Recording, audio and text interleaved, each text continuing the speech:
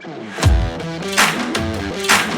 guys, Adam from Headlight Revolution. Today we'll be installing these Morimoto XP side markers for the 2018 JL and JT Jeeps.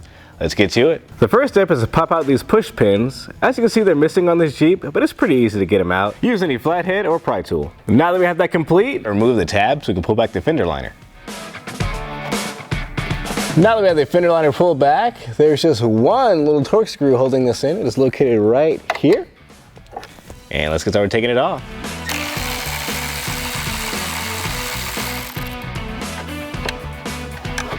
The next step to removing the side marker is to take off this little fastener right here.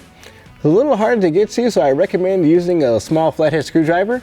Just go just like this and pop that guy right up, and then it's disconnect.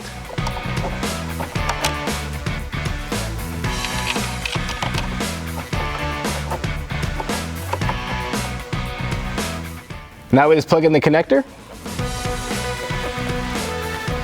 That's it, it's that easy.